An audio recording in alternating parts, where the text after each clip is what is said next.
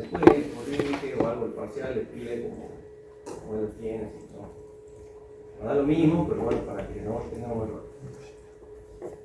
Lo que sí acá me dice para cualquiera de los dos métodos implementados. ¿Sí? Esto no se lo pongo, bueno, sí se lo pongo para que hagan menos, pero no solo para eso, digamos, sino para que vean de que el método estático terminó cuando yo obtuve las fuerzas. El método modal terminó cuando yo obtuve las fuerzas para mi modelo de masas discretas. Pero bueno, esa era una hipótesis inicial para poder hacerlo a mano, ¿sí? Ahora yo tengo una masa concentrada a donde está aplicada una fuerza. Yo tengo que eso aplicarlo a toda una planta, ¿sí? Entonces tenemos que nosotros distribuir esa fuerza, que en realidad lo hacemos en un corte, pero distribuimos esa fuerza en toda la estructura.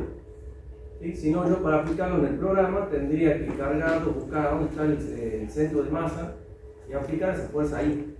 Si no, sería lo mismo el efecto. Entonces, sepamos que esto que vemos en el problema 2 es aplicable para cualquiera de los dos métodos. Una vez que nosotros calculemos esas fuerzas aplicadas ya en cada uno de los pórticos, entonces lo que vamos a hacer es cargarla en el modelo que yo les pido en el problema 1, en el que ya tienen verificado el periodo. Cargamos las fuerzas. ¿Sí? Cuando carguemos esas fuerzas vamos a leer los desplazamientos y con eso vamos a verificar las distorsiones del piso. Eso es lo que me pide hasta acá, ¿sí? Lo que sería todo esto. Entonces veamos primero cómo distribuir esa fuerza.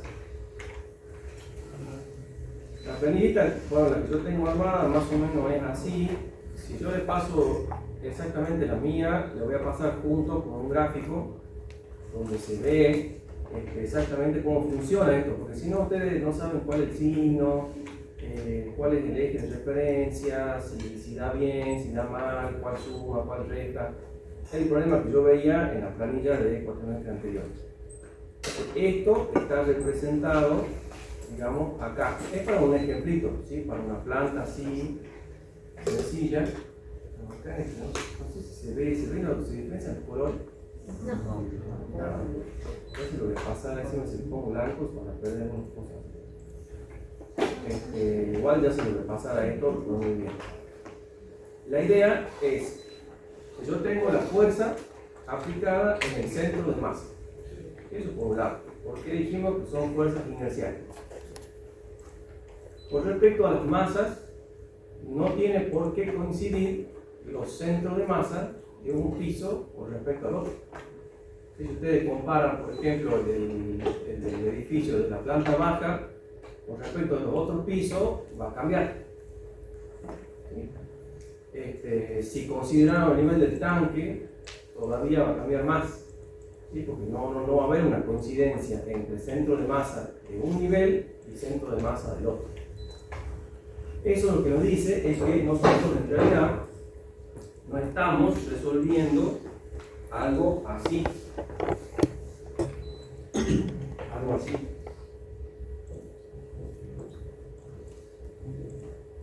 Recto.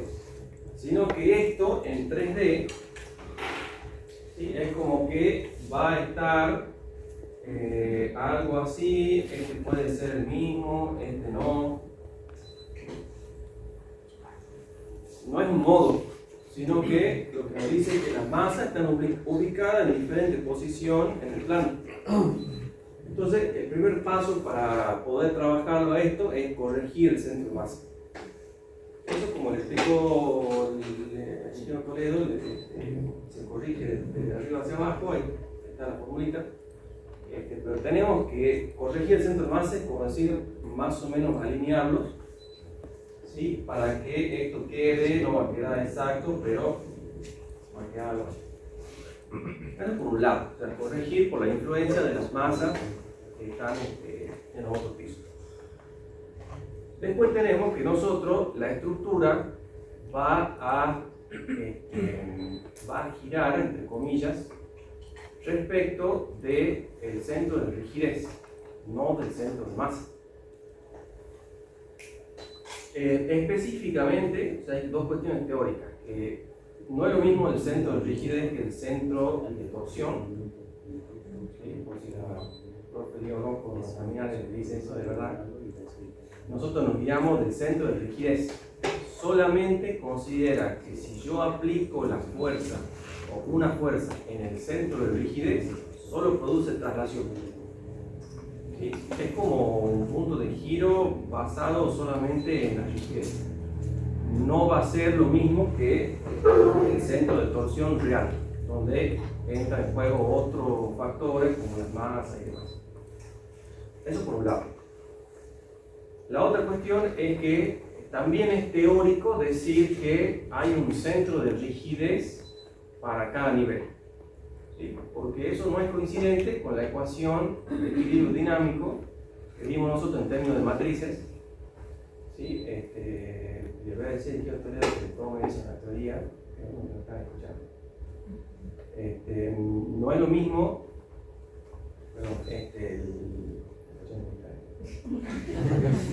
que no es lo que es un concepto teórico, es decir, que cada planta tiene un centro de rigidez. ¿Por qué? Porque en realidad las masas están acopladas, las rigideces están acopladas en realidad. Entonces, eso lo ven ustedes en la materia de rigidez, ¿sí? Que no es toda diagonal. Entonces, va a haber una influencia de rigidez de una masa respecto de la otra. ¿Sí? Eso lo sepamos, pero nosotros hacemos esas simplificaciones, entonces utilizamos un centro de masa corregido y un centro de rigidez exclusivo por piso. Eso ustedes lo pueden calcular aplicando Varignón. ¿Sí? Con las rigideces en X y las rigideces en Y, calculando por pórtico. Eso tienen que traerlo para la próxima clase, sí o sí, para que podamos implementar esto de esta planilla.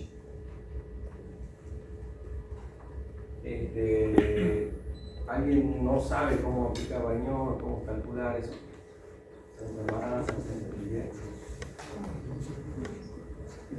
O es como calcular el base que tenemos dos direcciones. Si el centro de masa es exactamente como Varignón, nada más que en vez de áreas es masa. Si es centro de rigidez, cuando calcule la coordenada en Y, le tomo la rigidez en X. Profe, ¿cómo se calcula el centro de rigidez?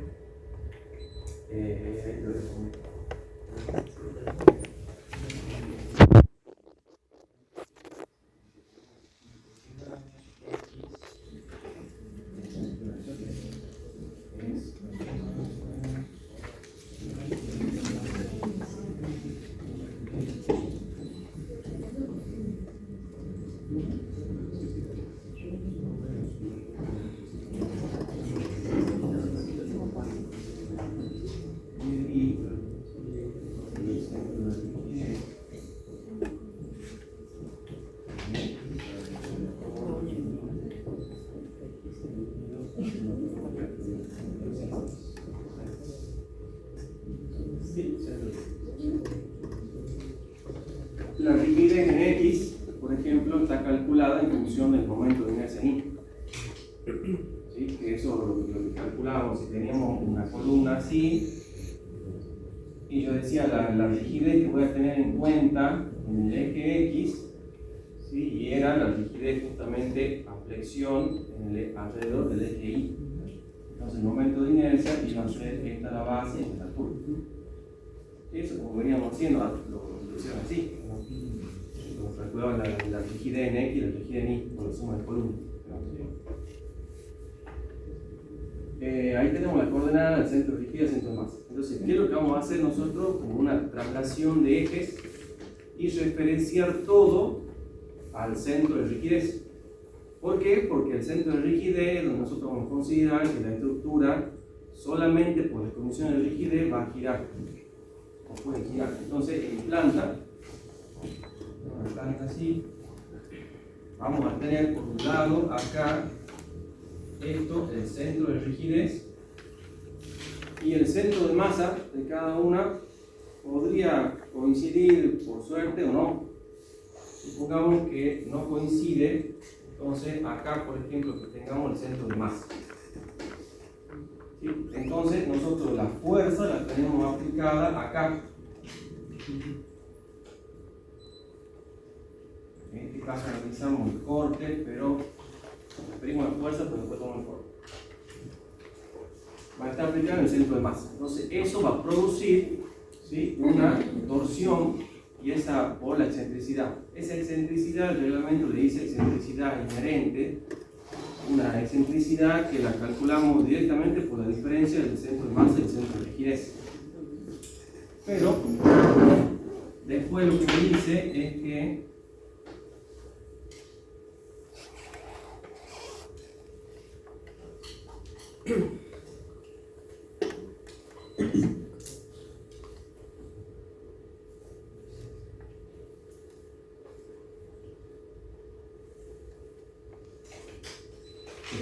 el artículo 6242 me dice que además de esta excentricidad inherente, que sería esto,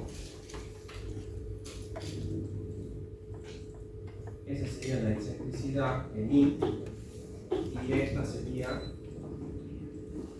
la excentricidad en X. La excentricidad propia, porque difiere el centro de masa con el centro de rigidez. Puede ser que coincidan también. Entonces lo que me dice el reglamento es que además de esa excentricidad tengo que tener en cuenta otra excentricidad que le dice una excentricidad accidental. Y eso cambió respecto de la versión anterior del reglamento y me da diferentes excentricidades en función de si la planta es regular o no. ¿Sí? Entonces, otra vez, esto va a depender de la regularidad en planta. La regularidad en planta va a depender de que tengamos la planta ya más o menos armada, ¿sí?, y verificada. Entonces, todo proceso iterativo. La recomendación acá es no irnos a los extremos, ¿sí?, es decir, si la planta es totalmente irregular, entonces me dice ahí excentricidad cero, excentricidad accidental cero. Si tenemos, dice, una regularidad torsional media, que es lo que nosotros podemos considerar de entrada, esa excentricidad es un 5% de la longitud. Y si ya tenemos una regularidad extrema, sería un 10%. Obviamente que tampoco queremos una regularidad extrema, ¿sí? Entonces tendríamos que ver la forma de que eso nos quede, por lo menos en el segundo caso. Entonces la excentricidad accidental la vamos a tomar como 0, ahí que dice en porcentaje, ¿no? 100%.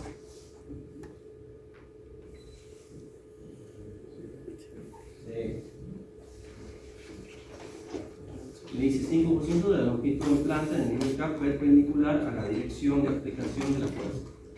Cuando considere el análisis en X, voy a tener la excentricidad en Y. La longitud perpendicular a esa excentricidad va a ser la longitud en X. Hay que hacerlo en las dos direcciones. Bueno, se lo ve acá, es la única condición que me establece el reglamento. Entonces, esto de acá no me dice el procedimiento, cómo hacer el reglamento, es algo simplemente de ver la estabilidad, ¿sí?, de ver qué sucede con la traslación y con la distorsión. Eso sí es una pregunta habitual que le pide Miguel Toledo en el integrador, o sea, deducir la expresión cuando tengo torsión en la planta, ¿sí?, que es este esquema que les había mostrado.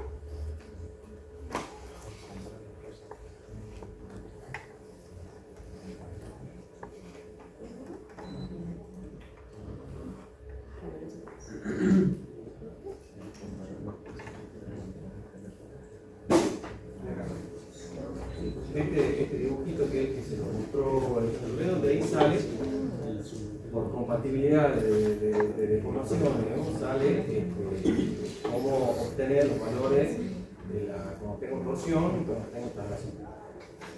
Entonces, eso nosotros directamente lo vamos a implementar acá. Entonces, más o menos lo que puedan ver, el archivo va a tener esta forma, cualquiera que se pase. Es solamente un ejemplo, se analiza la dirección en X. Aquí ponemos el corte, ¿sí? No la fuerza por piso, sino el corte en el piso, eso es importante. Aquí tenemos ya el valor del centro de masa corregido y vamos a calcular el centro de rigidez utilizando esta formulita. Después tenemos aquí la excentricidad inherente debido a la diferencia entre un centro y el otro. Y esto es lo que, bueno, faltaría confirmarle si lo tomamos así o no, pero es el análisis del signo. Este signo es simplemente para que sea coherente el uso de la planilla. ¿Sí? Si ustedes lo que quieren cambiar de signo, adapten toda la planilla. ¿Sí? Por eso que le digo que esta planilla es coherente con lo que sucede realmente en la planta. Y vamos a ver por qué es importante eso. Acá tenemos la longitud, ¿sí? Fíjense que es la longitud en X. Aquí tenemos la excentricidad sumado el efecto, porque acá en el reglamento me dice, ¿sí? Más menos. O sea que tengo que considerar como que la fuerza sumar una excentricidad hacia arriba y hacia abajo. Entonces esos dos valores los encontramos acá. ¿Sí? Si yo quiero ver, por ejemplo, la excentricidad solamente el 5%, me da 53, 0,53, o sea, 53 centímetros. ¿Eso qué significa? Lo veamos gráficamente de lo que se puede ver acá. Eso se ve, ahí se puede ver algo. Acá tenemos, en este punto tenemos el centro de masa. En este punto tenemos el centro de rigidez. El corte, como ven, está aplicado en el centro de masa. ¿Cuál va a ser la excentricidad accidental que yo tengo que tener en cuenta? Es 0,53. ¿Sí? Lo puedo ver a eso como que inicialmente el corte se va a desplazar 0,53 hacia arriba, 0,53 hacia abajo. ¿Sí? Pero como el giro, la torsión va a ser respecto del centro de rigidez, entonces yo calculo esas dos distancias respecto del centro de rigidez. Entonces, considerar el más 0,05 me lleva a una excentricidad de 0,28. ¿Sí? Si lo ven acá, este es 0,28. Y 0,78 el otro valor. Entonces, esos dos valores son los que están acá. ¿Sí? 0,78 y 0,28. Nada más que obviamente me va a dar como un signo. ¿Qué me está diciendo esto? Que los dos, o sea, este corte, ¿sí? Me va a producir dos efectos en realidad. O sea, yo voy a tener una torsión debido al corte X con una excentricidad y con otra excentricidad. Puede ser que las dos queden en diferentes lados, puede ser que las dos hagan el mismo efecto, pero vamos a tener un momento, eso quiero que entiendan de esta planilla, vamos a tener el corte de X, me va a generar a mí dos momentos torsores.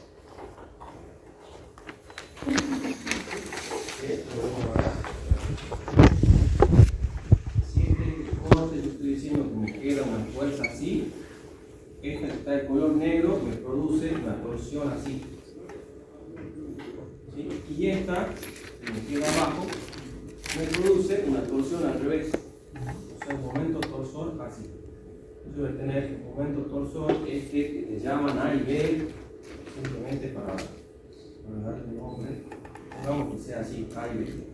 Entonces acá voy a tener un momento torsor en A y un momento torsor en B. Yo le pongo por ahí debido a X. Para que se sepa que es debido a X. Lo mismo va a suceder cuando yo analice mi.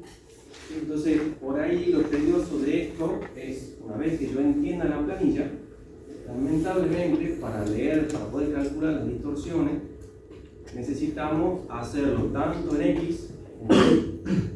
¿Sí?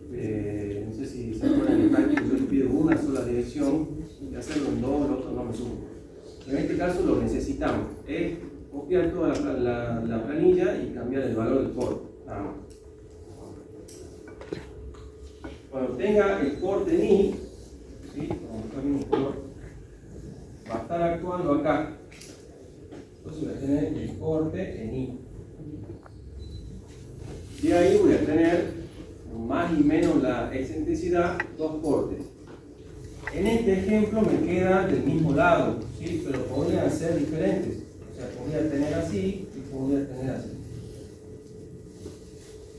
Entonces, este produciría ahora un momento así. Este vamos a llamar debido a X y este debido a X. Y este va a ser, pongamos, el momento torsor P debido a I, al corte I. Y este rojo de acá me va a producir otro momento.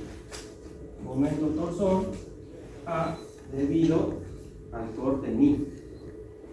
Entonces se fijan, por la aplicación del corte en X y del corte en Y, surgen 4 momentos torsores. Esos 4 momentos torsores, como se ven ahí, me van a influir en los cortes por pórtico, tanto de X como de Y. Entonces yo tengo que tomar el primer momento, por ejemplo el momento torsor A debido a X. Si ustedes lo ven, produce este giro. Así, el giro así, sería antihorario. Entonces ese giro se tiene que compensar con el aporte de los pórticos en X y el aporte de los pórticos en Y. Entonces, si yo tendría un pórtico acá, pongamos, y un pórtico acá, un pórtico ahí, pongamos solamente los perimetrales, entonces este momento de acá produciría un efecto así y así acá, pero también en Y, o sea que produciría un efecto así y un efecto así. ¿Sí? O sea, para que puedan seguir esta planilla tienen que entender eso. Más o menos se ve. Cada corte produce 2 momentos. Tenemos 4 momentos. Los 4 producen los cortes por rotación en X y en Y. Entonces, eso se ve reflejado en la planilla aquí. Se lo puse con colores ahí para que veamos el efecto de cada uno de ellos. Entonces, diferencia de colores, pero bueno, este momento que tenemos acá es el que me produce un efecto en X acá y un efecto en Y acá. ¿Sí? Entonces, eso es por un lado. Este análisis, para que se guíen también de esta fuercita, de esta y de esta, están esquematizadas en el planta. También con colores. Acá no creo que se vea, pero bueno. Están ahí dibujadas con colores el efecto de cada uno de los momentos. Eso tiene que ser coincidente para que calculemos la planilla. Si no, algo está más. Y de esto, y bueno, ya con esto terminamos, ustedes vean la planilla para que veamos un poco después.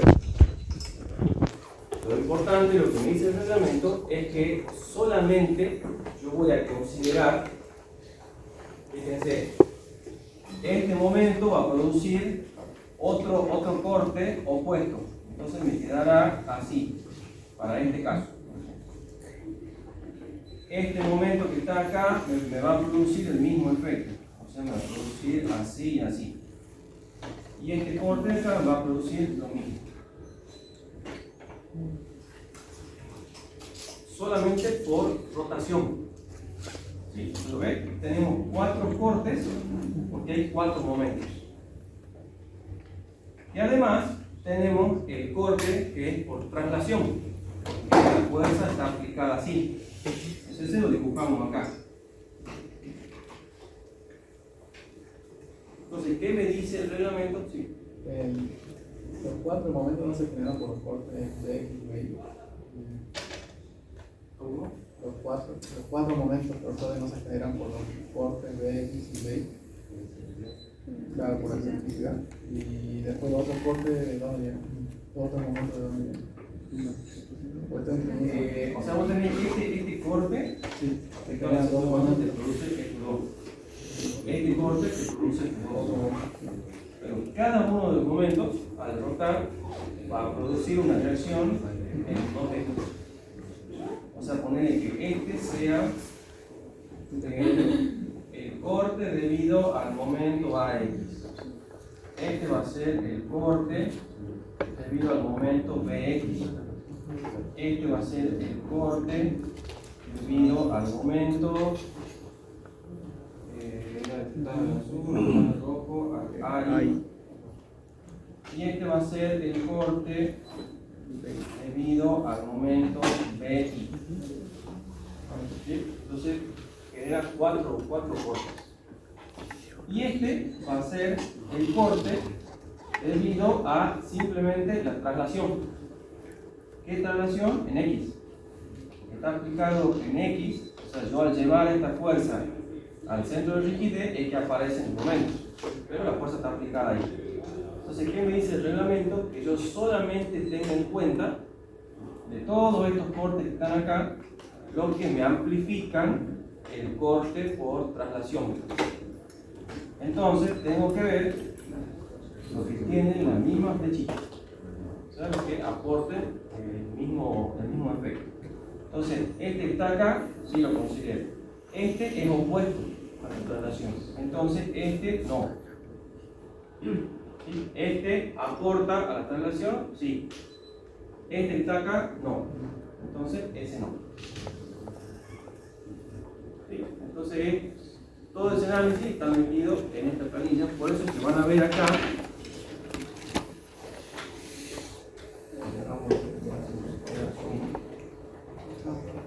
Y acá hay valores que son ceros, no sé si se ve. ¿Se ve a ver cero? Bueno, eso está controlado el signo de un corte respecto al otro. Lo que hicimos acá manual está programado en cada una de esas celdas. Entonces yo solamente para obtener el corte total, ¿sí?, que está acá, voy a sumar el de traslación más el que me beneficie para que me aumente el efecto de la traslación pasado a proporción. Entonces, para este pórtico, por ejemplo, es únicamente este momento, este corte debido a este momento. ¿Sí? Si veo en otras direcciones, por ejemplo, acá hay 3 momentos, este y este, que me están produciendo un aumento. ¿Sí? Entonces, este corte, el total, fíjense que es mucho mayor que el de la traslación. Esta planillita, entonces, bueno, ya con el dedo, entonces la subo con los ejemplos resueltos, está todo programado, ustedes le dan un valor. En el parcial, si les piden esto, distribuyan por pórtico, ustedes pueden llevar la planilla esta así. Así que no es solo cambiar el valor, sino interpreten qué es lo que hace. No se lo pido en el práctico, pero si se lo digo ahora, que aunque sea un caso para uno de los cortes, háganlo a mano y verifiquen de que realmente le está dando bien. Bueno, Dejamos acá entonces y continuamos ya. Lo que sí me pide acá, lo que le comentó el ingeniero Toledo en la clase pasada, que hay varias formas para calcular el periodo. En el periodo calculamos el coeficiente sísmico. Entonces, para que sea comparable, quizás lo más directo, y aprovechando que ya lo tenemos calculado, sería utilizar el primer periodo, el periodo fundamental, que calculamos desde el análisis modal. Que eso ustedes ya lo tienen, ¿verdad? Es que tienen que presentar mañana. No, hoy.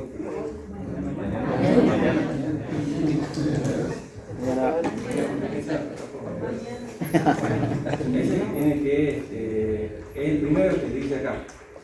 Periodo fundamental obtenido en forma manual y con análisis modal. La segunda forma es el periodo aproximado, ese TA, que nos decía, que nos dice la norma en realidad.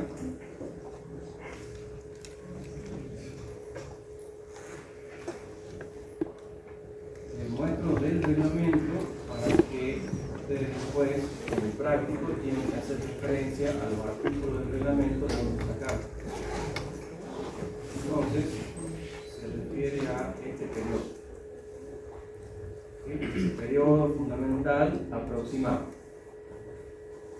Un valor de referencia, en realidad, si uno va a calcular un edificio tomando un periodo aproximado con una formulita, ¿sí? Está como a criterio de cada uno, para tenerlo de referencia y ver más o menos el orden que todos los periodos no deben diferir demasiado, ¿sí?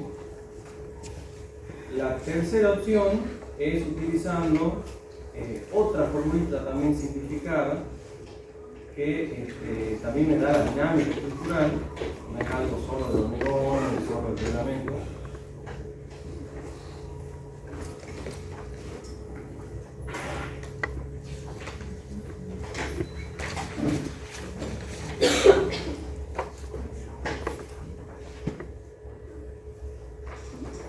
La otra formulita es la que muestro acá, fíjense, yo se lo anoté ayer igual, pero está en los comentarios.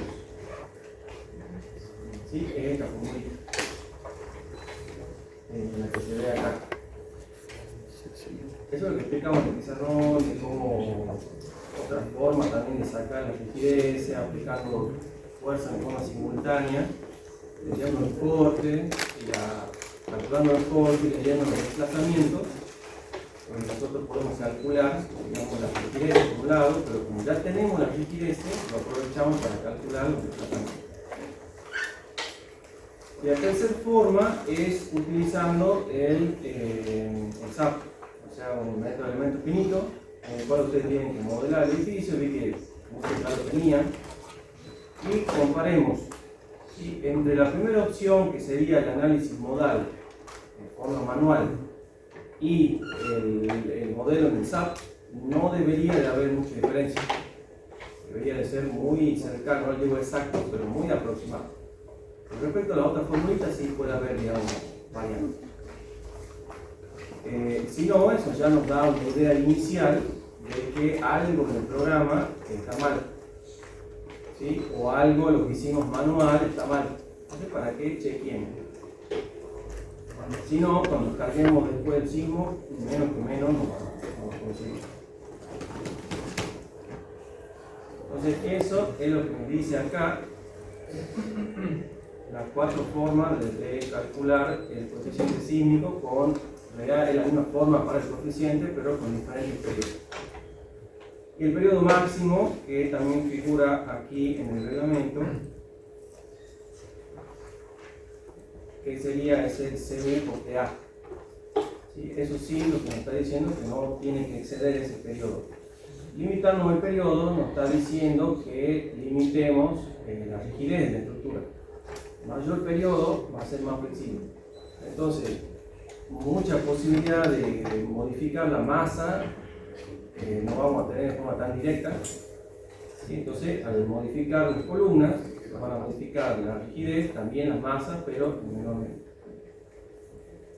Entonces tenemos que verificar hasta ese periodo y escribir todos los artículos del reglamento donde haga falta. Después aquí tenemos, les pido también que, ya que calculamos nosotros las fuerzas, o sea, el peso sísmico por el coeficiente me va a dar el corte basal. El corte basal yo lo voy a distribuir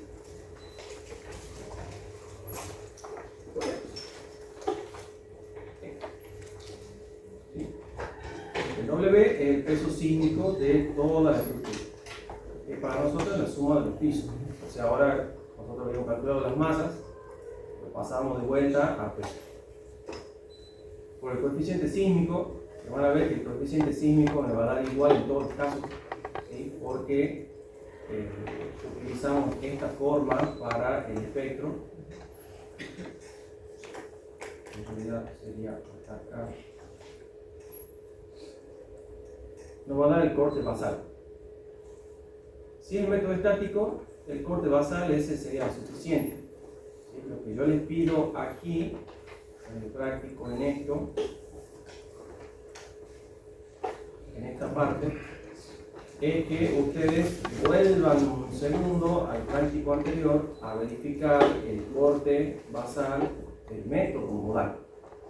¿Sí? Porque ese es el que tiene la limitación que lo vimos también ayer en el pizarrón. Entonces, ¿qué pasa si no verifica?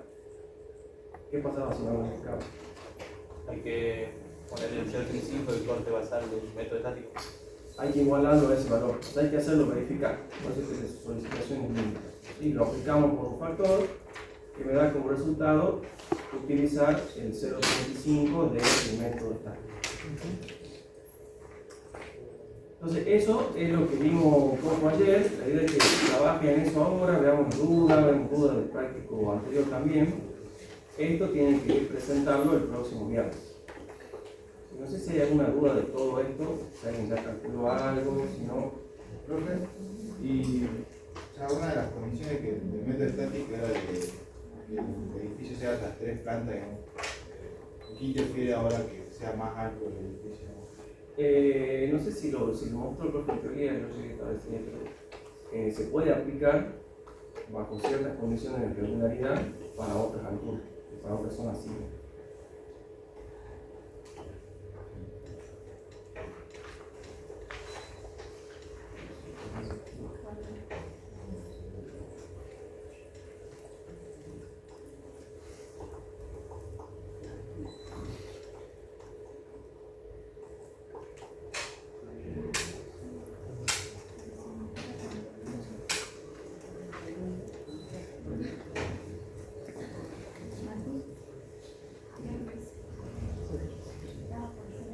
Para zona, acá te dice un poco que si la estructura es regular y demás, en función de la zona sísmica, por ejemplo, zona sísmica 3, dice altura máxima de la construcción permitida, en este caso sería zona sísmica 3, y sería un factor de riesgo para el grupo B. Entonces nos permite, dice acá, hasta 45 metros, pero se tiene que cumplir estos criterios de regularidad en plantas y regularidad en altura.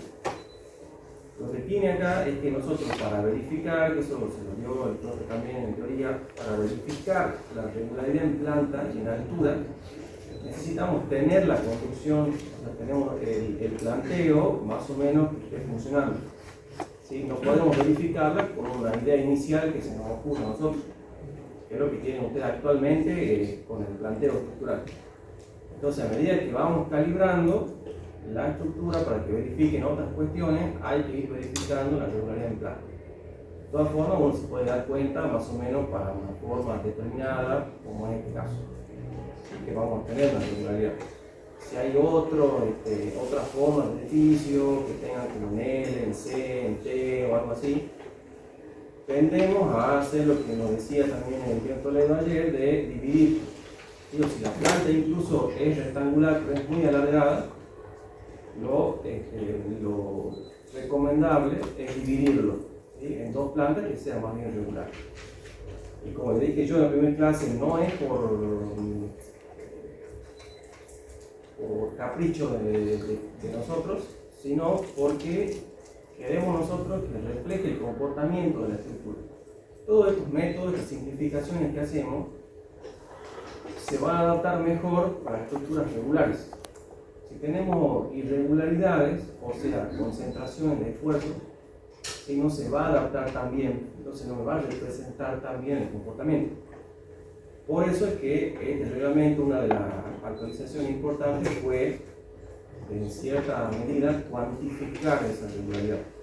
¿Sí? Así que por el momento nosotros aplicamos el método estático, ¿sí? Al final, con todo definido, verificamos la regularidad. ¿Sí? Si no nos verifica, tenemos que ver. Pero por lo menos hagamos hasta donde vemos el plan. ¿Alguna otra duda?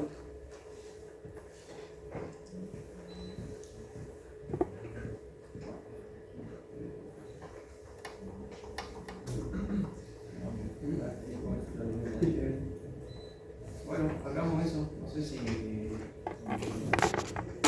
por lo menos demos un valor, a ver qué valor le da del periodo aplicando la formulita. Calculemos eso a mano ahora.